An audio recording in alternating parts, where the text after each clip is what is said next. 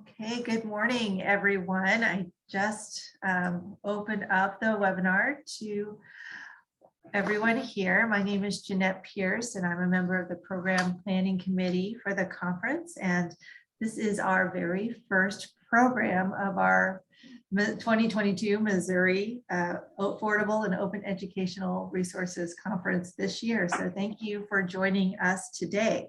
I need to share a few housekeeping items to start us off, and then I'll be introducing our speakers for today. So the housekeeping items are, please know that there's live captioning available during the presentation, and you can toggle this on and off using the attendee controls at the bottom of your screen. The session will be recorded and provided on the conference website following the conference. A copy of the PowerPoint presentation, if provided, will also be on the conference website after the conference. We encourage you to enter questions into the Q&A box, but we'll do our best to answer them either at the end of the program or as they are received. We encourage you to engage with us and other attendees through the chat function as well. And if you have any technical issues, please contact Tracy Stout, which is Tracy, TRACY, STOUT, at missouri-state.edu, and I'll put that into the chat momentarily. So now I am very pleased to welcome you to our program today, which is called Exploring Open Educational Collaborations with Community College Consortium for OER, or CCCOER, which I'm not sure if you have a pronunciation for that, Una, that you'll share with us later. We're very happy to have Una Daly, Director of CCCOER, and Theresa Flett, Director of Library Services at St. Charles Community College, with us today to share information with us about this consortium. And we welcome you both and thank you for joining us. Thank you. Thank you, Jeannette. And shall we get started then? Sure. Okay, great.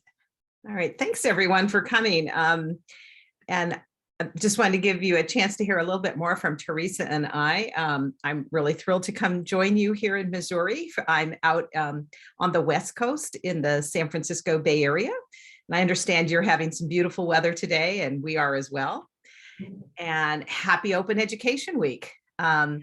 This is the 1 week in the year where there's a real focus on open education and the impact that it can make on our institutions and our students.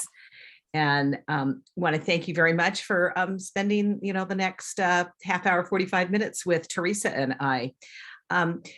Just quickly about me, I have been in this position for about 10 years now,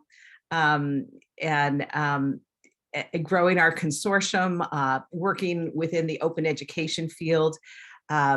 And it's just been so amazing to see the impact across the country and how it's grown in that period of time. Sometime you can buy me a beer or a coffee and I can bend your ear about what it was like 10 years ago.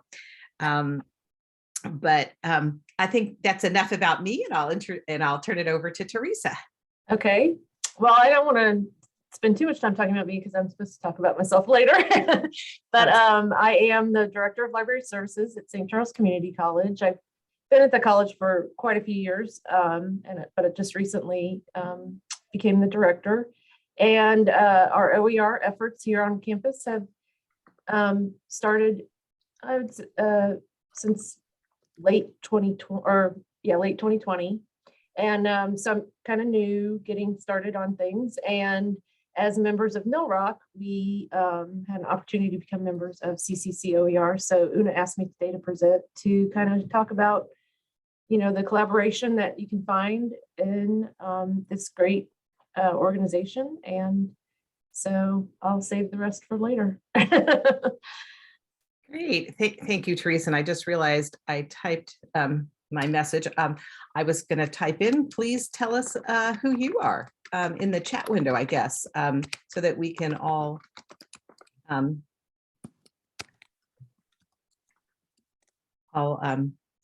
introduce each other.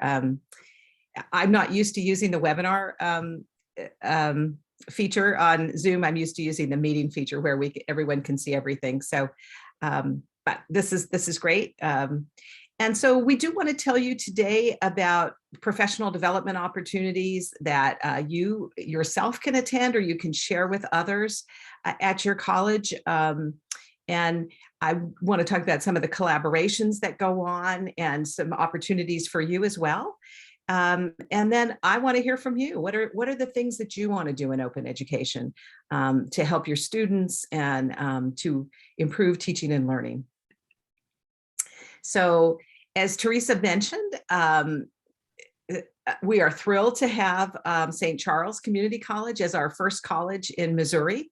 We've got members all over North America, and we have several consortium states, and one of those is Illinois through the NILROC, which is the Network of Illinois Learning Resources Center, I think, for colleges. Yeah, it's quite a mouthful, but we're thrilled to. Yeah, sorry, Theresa, I interrupted you. Oh, no, I was just going to say, I always forget what it stands for too. So it's just been here for a long time. Those acronyms like CCCOER, Yeah. Which is the Community College Consortium for OER. And actually it was founded in 2007. So it'll be 15 years this summer. And that was a little bit before my time.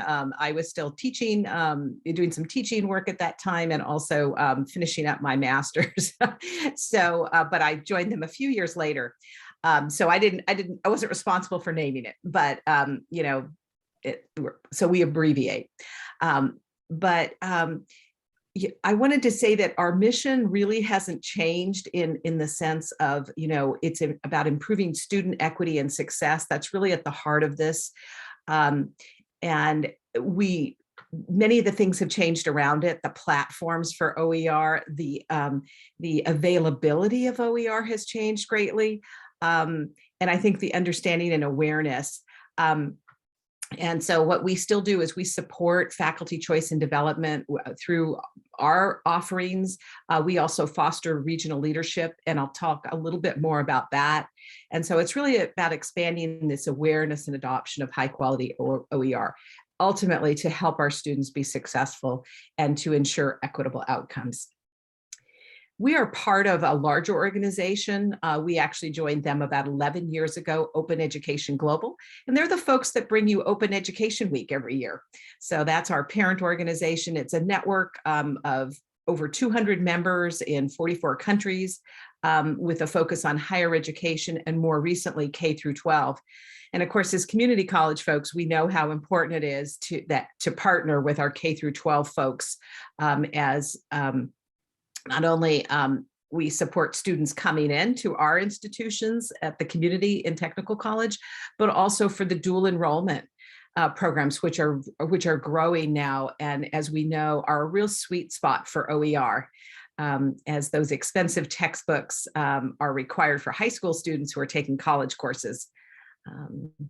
And the other things that we do, the Open Education Global, is we run global open education awards each year. And I'm very happy to say that the community colleges are always featured in those awards. So we are recognized on a worldwide level with universities and four-year colleges for the work that we do. And there's also an annual conference every year that is hosted by one of our members. And this year, the plan is for it to be in southern France. So stay tuned. That will be a meeting of global open education leaders. So just very quickly, this is our 10th anniversary of the Open Education Week. And so we're just thrilled to have had over 70,000 participants over the last 10 years. And I know that Affordability and Open Educational Resource Conference, I think kind of coincides with Open Education Week. And I don't know if it was planned that way, but it's a wonderful synchrony at any rate. And so many institutions are doing this week. And I want to turn it over to Theresa. Okay. Well, just a little bit about what we've done at St. Charles so far with OER and sort of how CCCOER has helped us along the way. So, like I said, we're just pretty much started, I kind of instigated a task force to get started in late 2020. And so I would say our progress is not super rapid, but very steady. So it's gaining momentum. We're getting more adoptions. I'm getting more requests from faculty to find out more information, to find resources and things like that. So, and then we did get a stipend program started in the fall of 2021, which has helped move things along as well. So I would say we're pretty new. I'm learning a lot. I have a really good task force that got together. I am so sorry, I forgot to get out of my chat. Get out of that. I got a great task force together that has some really interested faculty that have used OER. We actually have had a couple of people writing some OER. So I think there's some people on campus that are very invested in it. There's some people that are a little bit still hesitant, and all those people in between. So I'm personally pretty pleased with what we've done so far, considering it's pretty much just me and some people on the task force. But the administration is pretty open to it, and so they've been fairly supportive with anything that I've been wanting to do. Where we would like to be, I would obviously like to grow it more and get more adoptions, but I would really, really like to start also promoting through this more open education, not just open textbooks, and really get into open content, talking about equity through the content. And that is something that I like with CCCOER. That's also another emphasis for them. So so that's kind of where I'm hoping maybe to go to in the future, because sometimes I feel like we might hit a tipping point where there's not going to be many more maybe adoptions of open textbooks, but to really promote the flexibility of open textbooks. And I feel like as publishers respond, I feel like there's going to be a need to kind of make sure that faculty understand the importance not just of a free textbook, but an open textbook. So that's where I'd like to grow it. I'd like to grow it just generally, but also in that direction. We joined CCCOER. I learned about them through NILROC. So we are in Missouri. St. Charles Community College is in Missouri, for those of you who aren't in Missouri. But we are members of NILROC. We've been members for years and years and years. And so through them, we have a discounted rate with CCCOER, and that's how it kind of came to my attention. Felt like it was a great way to learn, to connect. Also, I really like the emphasis on community colleges. I feel like sometimes we have a different need, or maybe not a different need, but just different resources that we have available to us. So that was also part of the reason that I felt like this would be a good fit. You can go to the next slide. So yeah, I want to say thank you to Theresa for being brave enough to lead, to really start that OER effort on campus and build it up. And she's talked about her outreach to faculty, which of course is very important, and for faculty to understand the benefits of also for their teaching practice. The stipends are a huge help, because frankly, it is work. When faculty have to redesign a course, they can certainly improve it, and there may actually be results that can be shown, with student success, but they have to put that work in. And so recognizing that is work, and it's important work, is really huge. And this is just a picture of some of the folks who participate with us on a regular basis. They're from all around the country. In fact, we even have one student here. We do love to have student panels that come and join us frequently. So most of our activities are online or at conferences, either virtual or in person. Of course, it's been a little hard over the last couple of years. They've all been virtual, but so we just hear from many voices about how to support their students through open education and reducing all those barriers that that's cost of textbooks and tuition and just the cost of living and living through a pandemic. So this is such a supportive group in terms of how do we alleviate all of those obstacles that can derail our students as they're moving through to their degrees and credentials. So I just wanted to mention some of the specific kind of collaboration opportunities as part of this community. We have a community email list, which is actually open to the entire open ed community. We don't, there's no vendors on that, so you won't be sold any products. It's really just a peer-to-peer support network, but in fact, we have many experts on that list at the state level, at the institutional level, librarians, instructional designers, faculty, of course, and administrators. And in fact, the CCCOER membership, about 40% of our membership are what we would call administrators. So those are people who run the programs, although often open ed is run out of the library. And so, and it may not be the director of library services like Theresa, it may be an OER librarian. So there's just a wide variety of the ways this is approached, and particularly at the community college where we tend to be resource limited. We don't have a whole academic technology department that has a lot of staff. It's usually pretty slim and pretty thin staff. And so it's so exciting to see that happen. We have monthly webinars which feature practitioners and experts in open education, not only from community colleges. Of course, we invite four-year college and university speakers as well. Our students, our transfer students, are successful only if they do well at our institutions and are able to move on. So we really do want to understand that. Our website has a lot of online resources to help you with planning and so forth. And of course, we archive all of our monthly webinars there. Lots of opportunities there to connect with others. And we have guest blogs where folks from usually our members, but sometimes it's from the community, share what's happening within their state. They might share efforts around how they were able to build a community, a practice on campus with their faculty through perhaps release times as well as stipends. Just lots of wonderful information there. And we usually have one or two guest blogs a month. And then we also do case studies.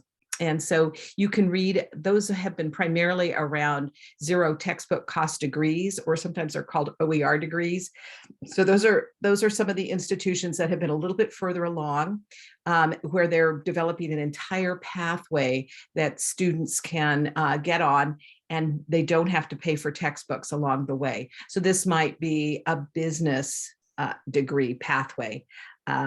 Or could be something in the sciences. And so not only would the major courses within that AA or AS be converted to OER, but also there'd be a gen ed pathway.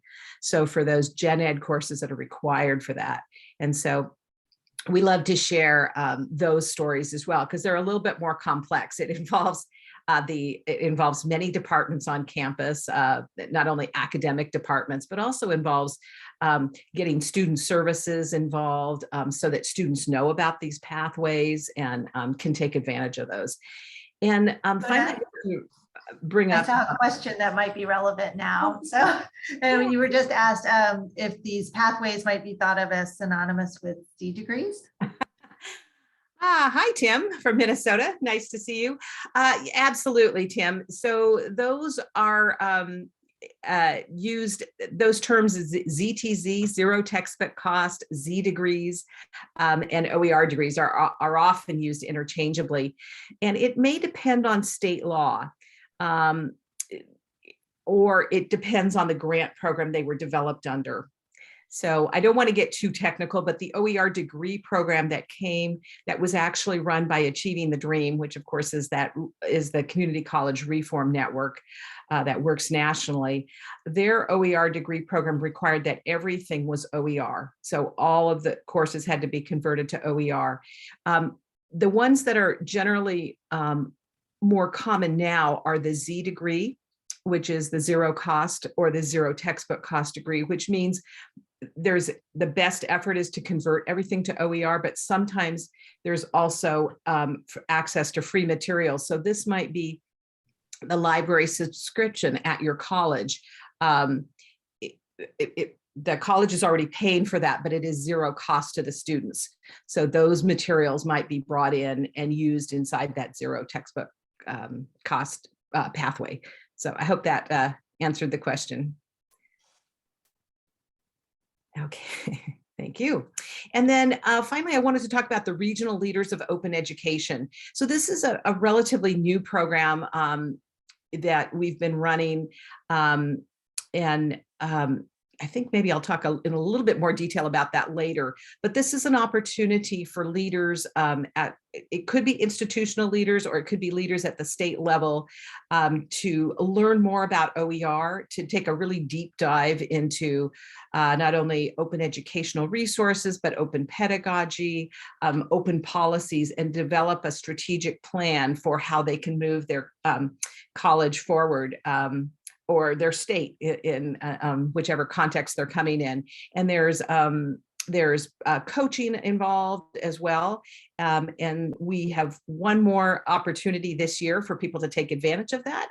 And in fact, I know we've had a few folks from Missouri join us for it. There's been 3 rounds this year, and the final one is coming up at the end of May. Great. So Jeannette just posted something and it says, Jonas for our program on Z degrees at 2 p.m. today. Oh, that's exciting.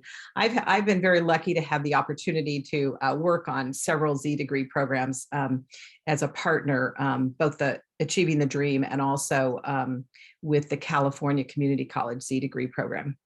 And I'm turn it back over to Theresa. All right.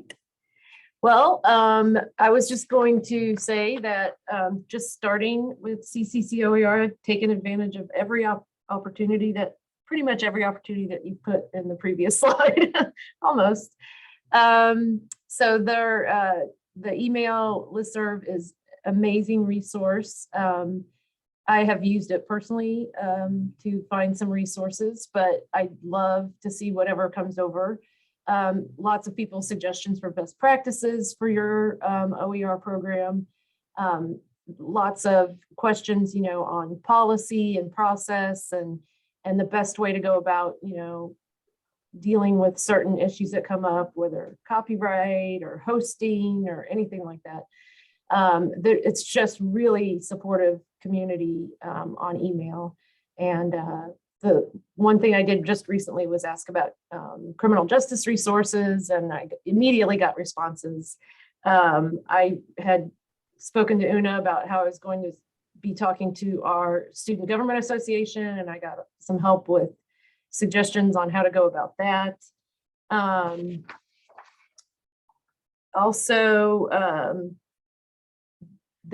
I didn't have to ask because somebody was already posting some sample resolutions and things for Student Government Associations, so things like that. The website has all kinds of great information. I really like the content that is coming from students. So lots of student testimonials, and I've used some of the videos and presentations that they have on their website. Lots of toolkits from other schools. So just a really good collection. I really feel like you guys keep it up to date and really relevant. And attended the webinars. The webinar that you had not too long ago with a student panel, it was just super impressive to see those students talk about the impact of OER and Z degrees on their education. And they were just really, it was a really valuable session that I felt like that you had with the student panel. For the quarterly meeting that I just attended for CCCOER, you had somebody to talk about inclusive access models and some of the questions surrounding that. very eye-opening and very valuable that way too at the quarterly meeting. So, and then what's always nice on listservs is when somebody's, lets you know that they've just published a new resource or something new that's coming out. And it's a really great way to, even if it's something that you didn't think that you were looking for, if somebody puts something out in a certain subject area, it's so great to be able to have that and say, hey, our nursing program, look what just came out, or hey, our sociology program, look what just came out that you might want to use. So it's a really proactive way to get faculty to look at resources that are new and something they might not have seen before the last time that they were searching for resources for their OER. So the community email has been great, and there is a really good archive of everything that's gone in the what am I trying to say? The archive, I guess, the emails you can search, and it's very easy. So I've found things that way as well. Yeah, well, thank you so much, Theresa. And our content is from our community. And so we are just sharing what's happening in the community. So it's, and there's a lot happening out there, and there's so many ways we can help each other. And many people, and again, as a community college, it's pretty much just me doing this, kind of on my own. So at the moment, so it's nice to have that supportive environment. Great. And I guess I jumped ahead. I jumped ahead on my slides. Yes. Yeah, no worries. So yeah, lots of the student testimonials are great. It's one of the first places I go to look when I have a question, for sure, for your website. Yeah, and I do think involving students is really a key piece of this. They can be so articulate. They can say things that we can't say, Yes. in front of administrators and be listened to. And it's not, and they're talking about their lives and the effect on their lives, which is perfectly legitimate. But it can helping them to be articulate, and then having a student government resolution in favor of OER and affordable textbooks can be powerful in terms of getting buy-in from boards of trustees and maybe even your top level administration. So we just wanted to open it up for questions. We're about halfway through. I think we're a little bit more than halfway through. And then I have some projects I was going to share in a little bit more detail. That CCCOER works on, in case people are curious. But this is really a time we'd like to spend a few minutes and answer any additional questions, or even just to open it up to, are there projects that you're undertaking and you want to ask Theresa and I to weigh in on?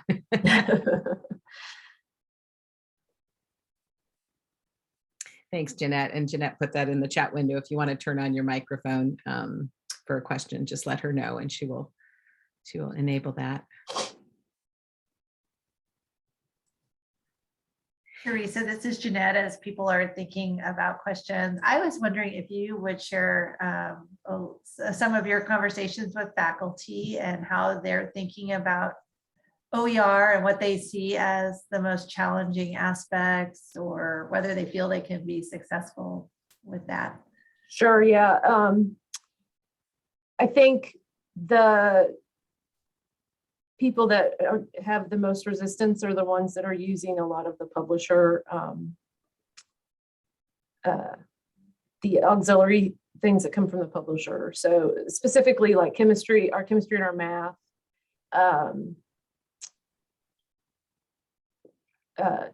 or have used all that stuff that comes for their homework and all the lab and all that other stuff that comes with it. And they just feel like they can't find that.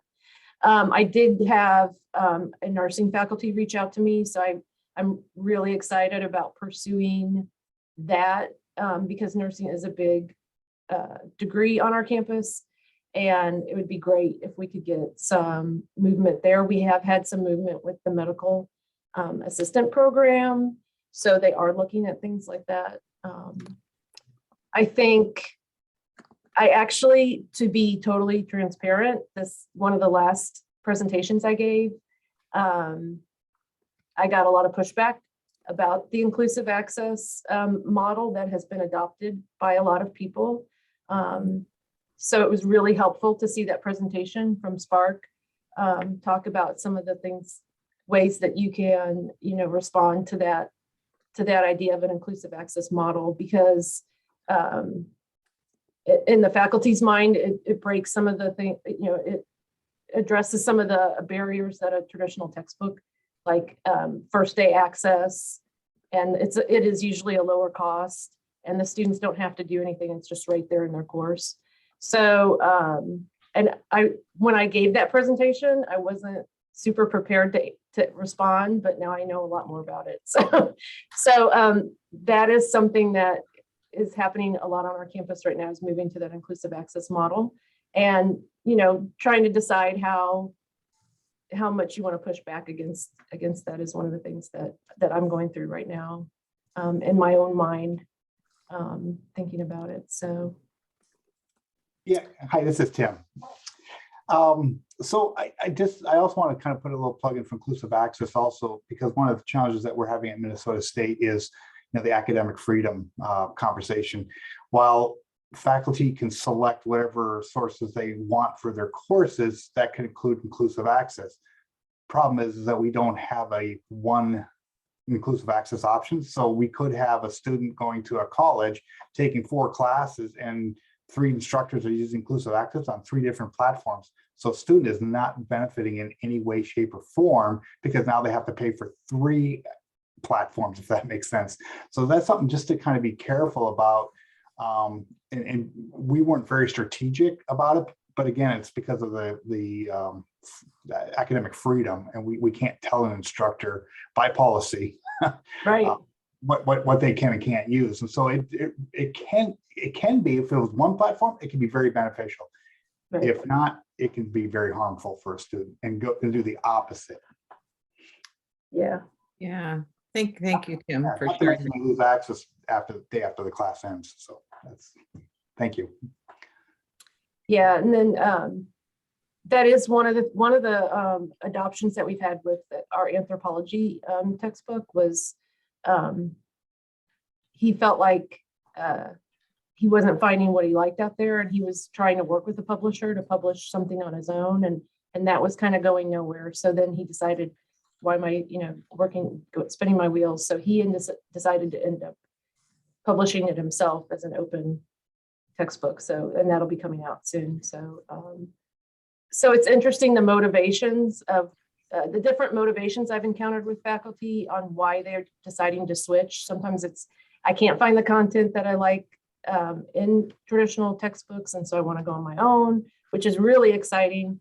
But then sometimes it's, I want to make sure that my students, have something affordable, so they go that route, and they're just wanting to find something that's going to fit what they do, and then everything in between. So there's lots of motivation from faculty. You have to kind of, I think, hit them with what is motivating them to investigate open access and take that. Yeah, I don't know if I just went off the rails there. I'm just talking. completely agree with what everyone was saying. Okay, we got a question from Tracy there. Yeah, and I think sometimes when faculty can get connected with others in their discipline, either it could be at another college in the region or in the state, they can really work together to be more productive than individually trying to write an entire textbook. And sometimes grant programs can really come into play with that in supporting those kind of multi-institutional collaborations around certain areas. So we had some great questions here, Theresa. Let me see. Tracy asked, did you notice a difference in OER efforts during the pandemic? Curious if going online jump-started efforts or if everyone just tried to do the best they could with what they already had. I saw a bit of both on our campuses, so just wondered. Do you want to take a first stab at that, Theresa? I think it did definitely jumpstart things, yes, because OER had been swirling around, but I definitely felt like I was supported more in talking about it after during, after the pandemic hit, for sure. Yeah. I think a lot of it had to do with just that immediate access day one. Is a huge barrier for a lot of students if they're having any issues getting textbooks from the bookstore during the pandemic. So I know our bookstore is pretty overwhelmed.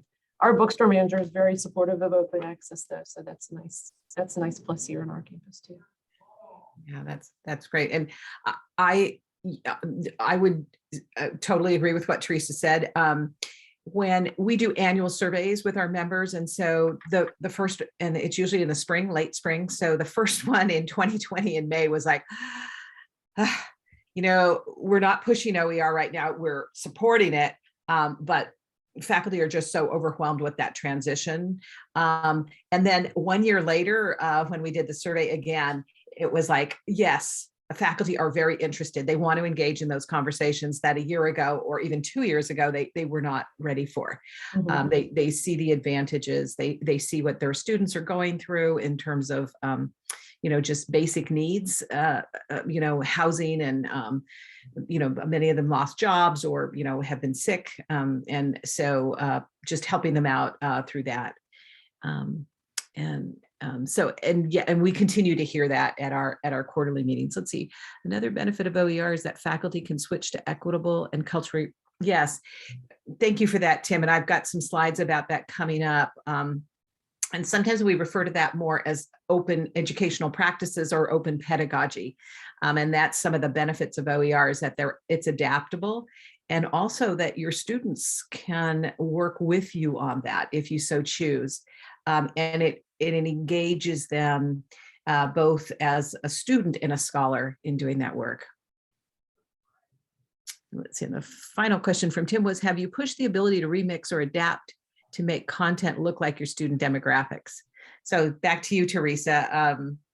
I have many examples of that, but yeah, that's what I was hinting at in my slide where I said where I want the program to go. So, I mean, obviously we want to increase adoption of open textbooks generally, but in my presentations to faculty, I've mainly focused on that. So I would like to move more towards also giving them tools for remixing and adapting. And oh no, you didn't. Yeah, I mean that's where I'd like to see more movement from myself and from our task force maybe to push that. And one success that we had was our medical terminal. I always forget the name of the course. It's medical. Anyway, it's like medical terminology course.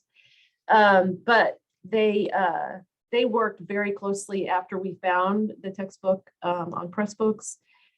They worked very closely with one of our instructional designers, and they got really excited about all the things that they could add and the learning objects they could include. And so she's on the task force, and it's very exciting when faculty can really get they can really see the advantages of all of this remixing and pulling pieces from different areas and really customizing a resource to really fit what they want to do in class and not having to make it fit a traditional textbook that they've used in the past. Yeah, So, I definitely hear that excitement. And I think also that a lot of faculty think I have to do everything myself. And there's a lot of opportunities to engage your students in some really meaningful work that really demonstrates their learning and knowledge and takes it away from you being the expert on everything and developing every resource yourself. Mm-hmm. And let's see, someone recommended a book on engaging students in teaching and learning. Oh, that looks good. Yeah, that does look good. Thank you for that, Jeannette. I just wanted to move on a little bit and mention a few of the other things that CCCOER members and our staff directly supports. We have a program called Open for Anti-Racism, and I'll talk with you about that in a minute in a little bit more detail. And the Regional Leaders of Open Education, which is specifically focused on leaders, non-traditional leaders. So, and so really underrepresented faculty. So a large representation of Black, Indigenous, people of color faculty lead that effort. It's open to all faculty to join, but it's from that viewpoint of they've been in the system, they understand better perhaps than some of the other faculty who maybe haven't lived through those experiences that their students would have, those students that are diverse, what we call traditionally BIPOC. So we've also worked with the California ZTZ degree program and continue to do that.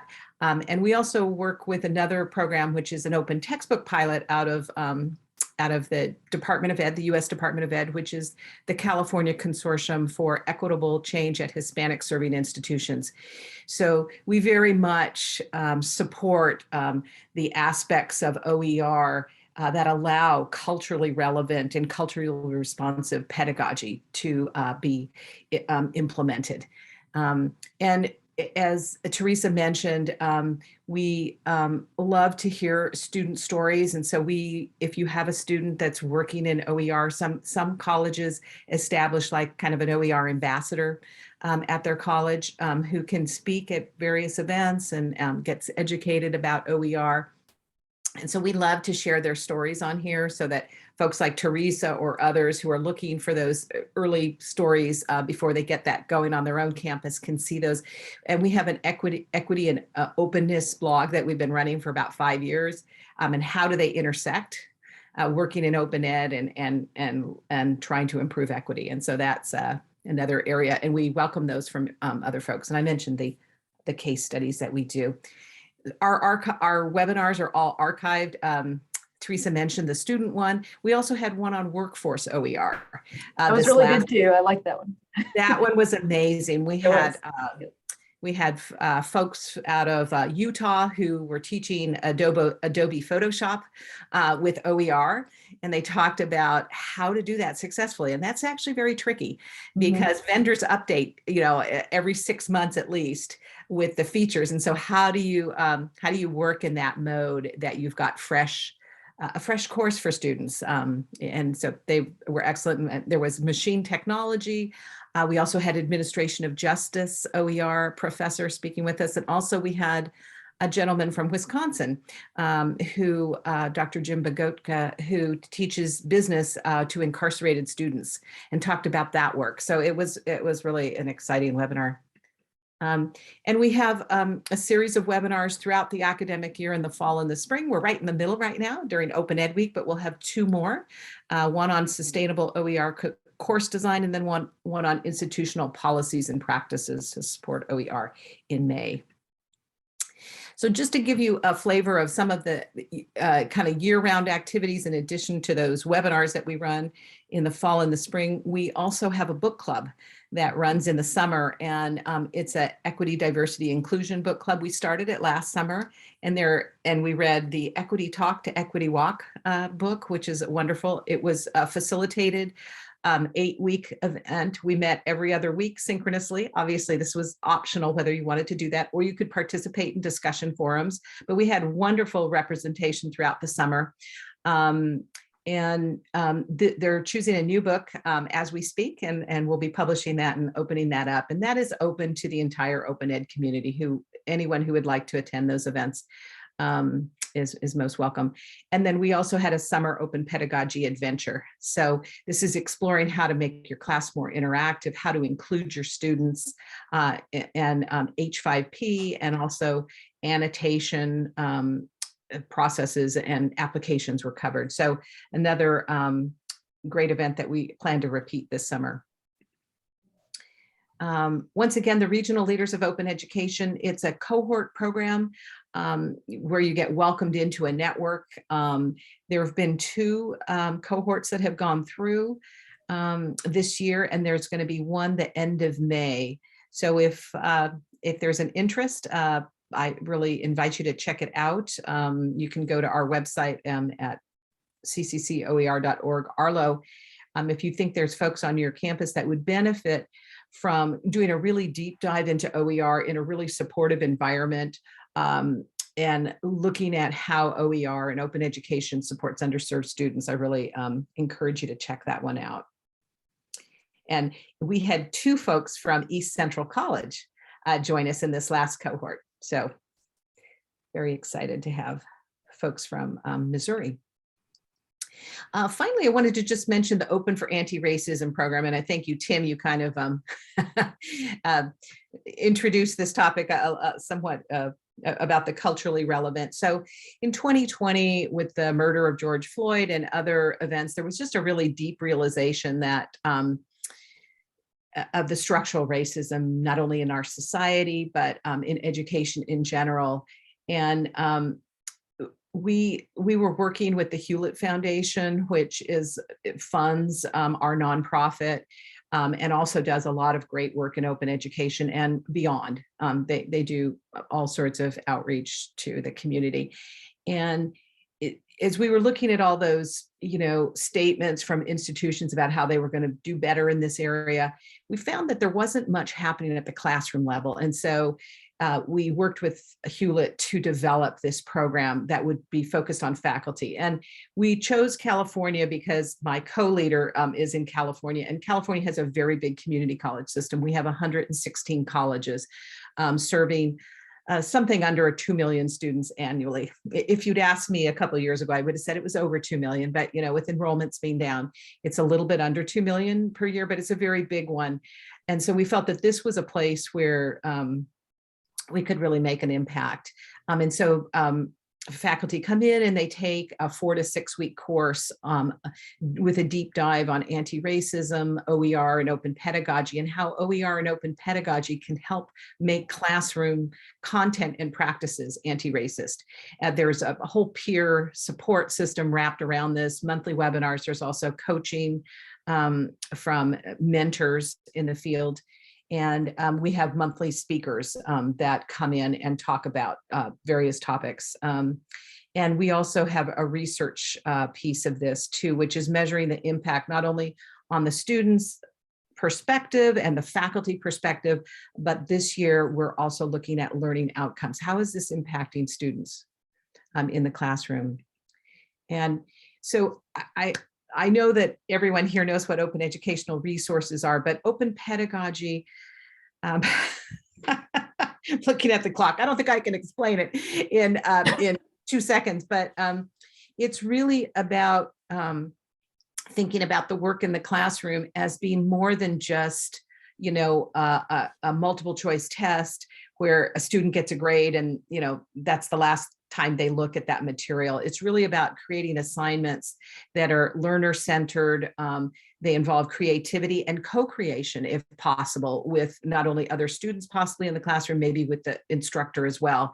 It's somehow connected locally as well.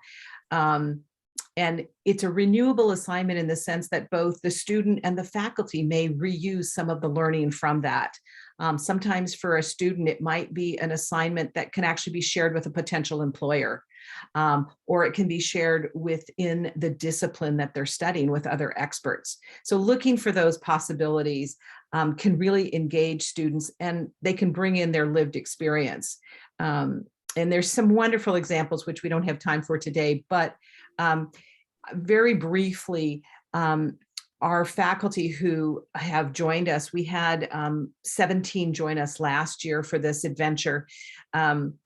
And what they did was, after they took that course, the following semester, they were coached in implementing an action plan in their classroom to create anti-racist assignments and modules. And this is Dr. Deborah Crumpton. She's a business instructor. And so what she did was she asked students to examine racist biases that exist in marketing for different products.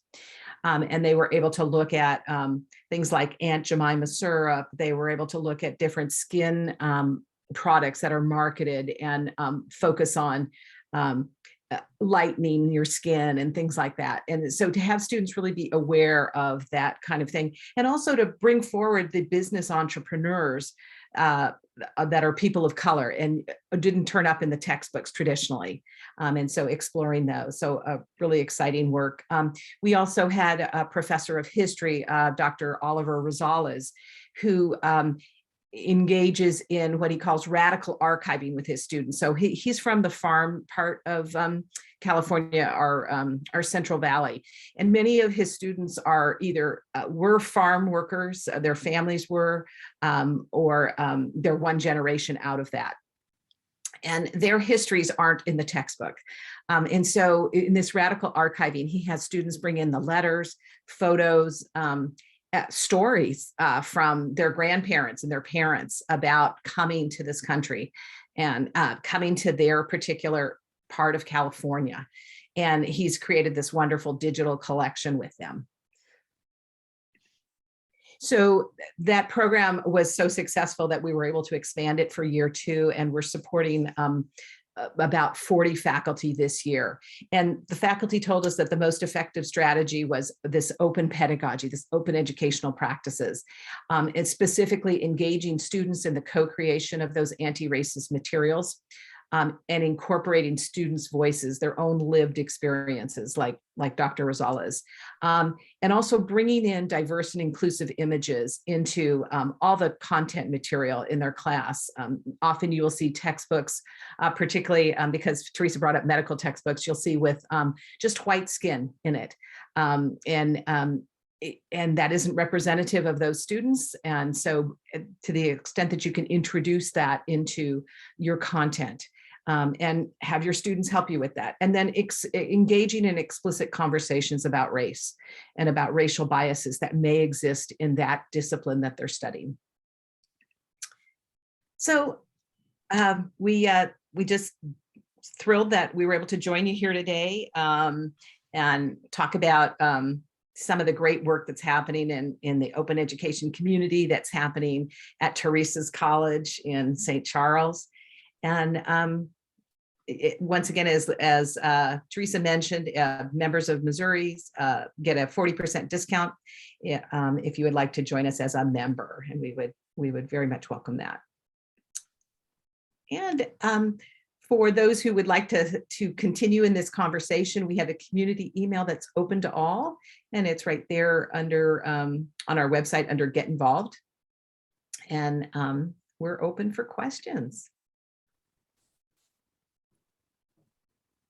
Yes, it's Jeannette, and once again, anyone is welcome to put a question in the chat here or the Q&A, or ask me to turn your mic on. And I have a question. I was so fascinated by what you were just sharing, Una, but I actually have a question jumping back more to the first part of the presentation. And I was curious what you're seeing, and then maybe Theresa might have some comment on this as well, with how community colleges are making students aware when a course has OER present, especially when it's not a Z degree type program.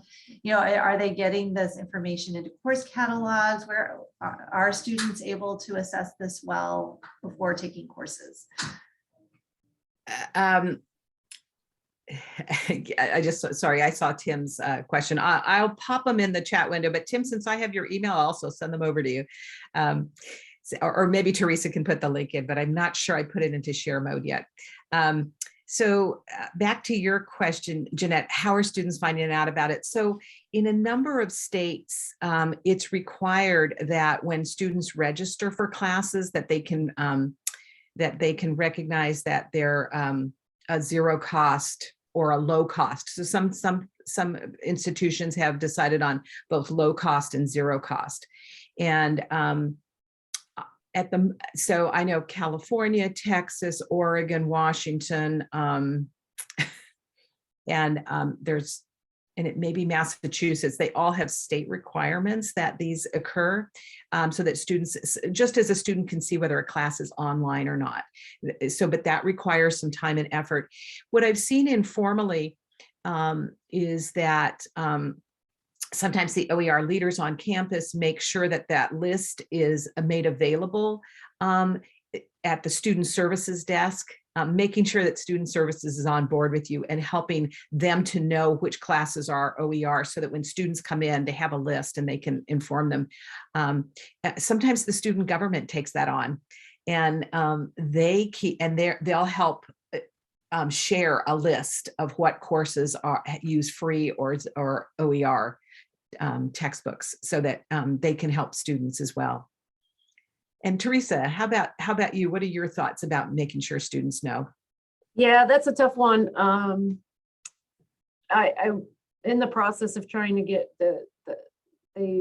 our student services has said that we could add an extension to the course, so it would be sort of the same thing that would designate an honors course or an online course, you know, like a letter designation that's attached to the course number. So that's a good start. It's not, in my opinion, a great solution because I don't think students pay close enough attention to that. So I know with lists and all, I mean, I guess, I don't know. I always feel like there's not a great solution, but that's not, I don't mean to put it back on the students or anything Mm-hmm. because it's kind of like, you just have to maybe try lots of different things to get them to know that, but that is not something that we've been very successful with. So I don't know if I could speak to that. Maybe some other people have some better ideas. I think if you make a list and you put it on your website, I don't know if students are going to, seek that out necessarily. But the student government's a great suggestion though. So if you have a list and you share it with them, they're going to be able to share it with the other students probably better than you would in a lot of ways. So. Yeah, I agree with Theresa. Many students aren't going to jump to another web page to find them. So the more you can have it integrated, especially, with our part-time students, and we know many students attend part-time because they can't afford the textbooks. So it's really important to get the news out to them in whatever way works for them. And the most direct route, obviously, is the most helpful because they're not going to have time to jump to a bunch of different web pages. Their focus is in many directions. Yeah. I think once the word gets out, students might start seeking it, but. Yeah, it was great to see. Yeah, thanks, Tim. Tim says that Minnesota State also has colleges that search for these courses. And I know because of working with the California ZTZ program, we cut over to having to have this in our enrollment for classes in the same time period. And it's not easy. You got to get your technical people on board to do some of the coding in the back end to make that happen. And particularly for states that have multiple systems, and this is very true in California, we don't all use the same registration system. So we would find that there would be these kind of teams of colleges that would get together because they all use Banner. And so the Banner schools would all work together on, this is how we did it, have our technical people talk to your technical people. So it's, it can happen, but it's not an overnight. If I can jump in real quick. Sure. Absolutely. And we hear the same issue across the nation about colleges who do the course markings, per se, that's what we're calling it. And that is how to get that information in the system, regardless of whether you use the same system or disparate systems. It's creating a procedure or process for getting faculty to report their textbook types, right? To make that work so it becomes searchable. So. Yeah. Thank you, Tim. Yes. As a statewide leader, that is something. The policy piece is a huge one, and a whole nother program, right? Yeah, that's an endless topic, and again, there's many forums that are out there for it. So, in fact, I think we're presenting with Bob Awkward up at SHIHO on that very topic. So. Great.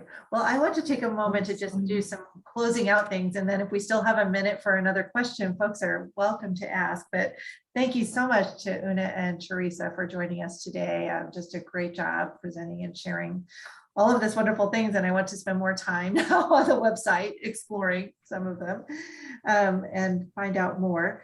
For that, for attendees, please provide feedback on the session. When you exit, you should get a little pop-up that asks for some quick feedback on this session, and you'll also receive a feedback on survey on the conference an email after the conference ends. Of course, we want to encourage you to attend Tim's program at 2 on Z Degrees. And also our keynote presentation is coming up at 11 o'clock, and it's Robert Butterfield.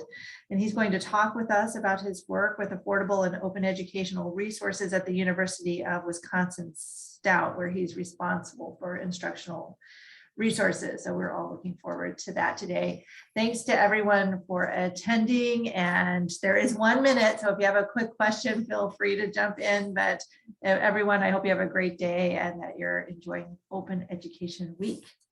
Yes, thank you. Thank you so much, Theresa and Jeannette and Nancy, and all of you who were able to attend today. It was a lovely conversation. Yep. And it wasn't that bad getting up early. So I forgot how early it is for you. I should try it more often, right? All